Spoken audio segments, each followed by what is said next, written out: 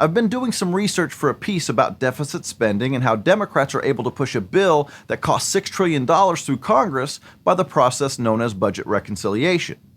While doing so, I came across something interesting that I wanted to share with you guys. I wanted to learn more about the reconciliation process and found this helpful website from the House Budget Committee. It explains the process and its limitations. Then at the very end, it gives a brief history. Now, you'd think that a government website wouldn't be partisan when explaining how government works. But check this out. Since 1980, Congress has sent 25 reconciliation measures to the president. 4 bills were vetoed and 21 enacted, primarily legislation that reduced the deficit through cuts in mandatory spending or increases in revenues. However, beginning in the early 2000s, Republican Congresses began to routinely use reconciliation to increase the deficit, enacting major tax cuts without offsetting the revenue loss in 2001, 2003, and 2006. When Democrats took control of the House in 2007, House rules were changed to allow reconciliation to be used only for deficit reduction. Republicans changed that rule in 2011 to disallow spending increases but permit revenue losses. That rule change allowed Congress to again use the reconciliation process to increase deficits, which the Republican majority did in 2017. Okay, let's get a couple things straight here. When Democrats talk about deficit reduction, they're actually talking about adding new taxes. They're not talking about reducing how much we spend. And when they're talking about increasing the deficit, they're talking about tax cuts, something they don't like. Their belief is that tax cuts always cause the government to bring in less tax revenue. But if the tax cuts of 2017 are what caused the deficit increase in 2018, wouldn't that mean that the government would have taken in less tax revenue? Well, let's look at the numbers. $3.316 trillion was our total tax revenue in 2017 before the Trump tax cuts took effect. In 2018, it was $3.329 trillion, and in 2019, it was $3.463 trillion. So our revenue did not decrease after these tax cuts. The economy grew, more people had jobs, and the government got more revenue. Seems like a win-win, right? But that's not how this partisan congressional committee sees it. Check out the next paragraph. In the 115th Congress, Republicans used reconciliation to enact their tax law.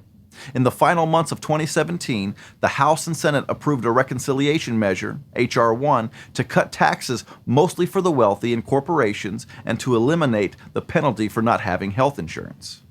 Notice how the brief history is focused on trying to make Republicans look bad. They cut taxes for the wealthy and corporations. Translation, those evil Republicans only care about the rich. Here's the thing, though. This Democrat-controlled committee is lying about the results of the tax cuts. Not only did we see more tax revenue come in, we had the lowest unemployment rate in 50 years, and possibly the lowest unemployment rate for black people ever. And not just that, but the smallest difference between white and black unemployment ever.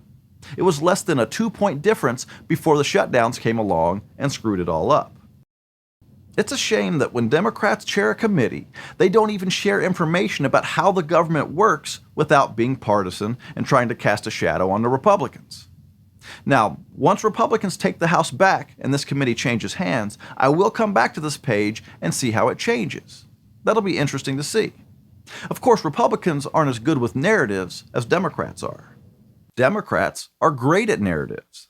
They've somehow convinced a lot of people that they're the party of civil rights.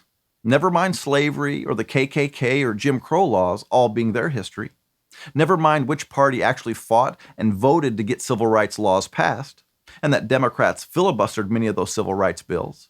Because the Democrats essentially control the media and academia, and apparently government websites, they're able to shove narratives down our throats without many people ever getting to hear the truth.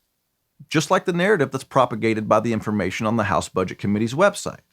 It doesn't matter that the majority of the top 1% donate to Democrats. The narrative that a lot of people are convinced of is that Republicans are the party of the rich. It doesn't matter that the most expensive places to live in America are dominated by Democrats. It doesn't matter that the big banks donated to Joe Biden over Donald Trump 4-1.